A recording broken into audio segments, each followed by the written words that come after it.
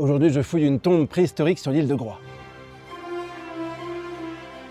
Mais avant, je vous fais un topo de la mission d'aujourd'hui. La sépulture a été découverte lors de tempêtes ici à la Pointe des Chats sur l'île de Groix. C'est un site qui appartient au Conservatoire du Littoral et l'une de ses missions notamment, c'est de préserver l'histoire du site en coordonnant notamment le chantier de fouilles d'aujourd'hui. Évidemment, pour ça, ils ont fait appel à un archéologue de renom, Philippe.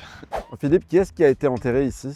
Alors pour le moment, on ne sait pas, parce qu'on n'a pas retrouvé les corps à l'intérieur. C'est un monument qui a été pillé à la période gauloise. L'ensemble de ce monument, c'est une sépulture, ce qu'on appelle un dolmen à couloir, et les corps étaient inhumés à l'intérieur. C'est un monument attaqué par la mer, donc on a perdu une partie. Donc il était temps de venir faire des fouilles. Il était grand temps. C'est très rare, on n'en connaît pas dans l'ouest de la France. Cette tombe, on l'a découverte par hasard. C'est lorsque l'on a rabattu la haie de tamaris qui entourait ce phare. Après une grosse tempête, la garde de la réserve naturelle a découvert les grosses dalles.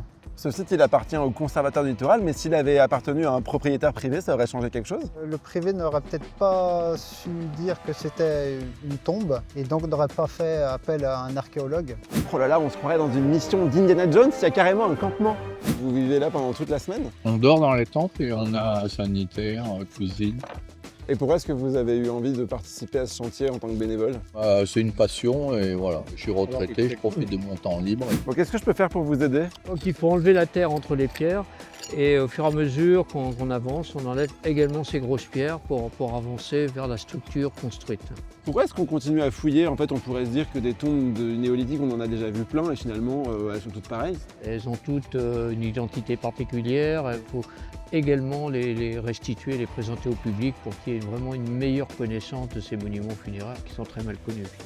Oh la chance, l'équipe a trouvé une lame de silex. Moi, j'ai trouvé qu'un vieux bout de bois.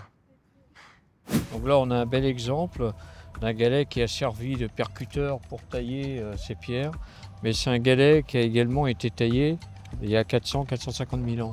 C'est la première fois que l'on trouve les outils qui ont servi à tailler tous les blocs. C'est extrêmement rare. Ludo, c'est quoi la suite ? Vous allez continuer à fouiller comme ça tous les ans ? Alors on va attendre les conclusions de l'archéologue et lorsque la tombe aura livré tous ses secrets, on aménagera le site pour la faire découvrir au public. Tiens, ils écoutaient déjà Enrico Macias à l'époque du néolithique ? C'est vraiment une antiquité, hein.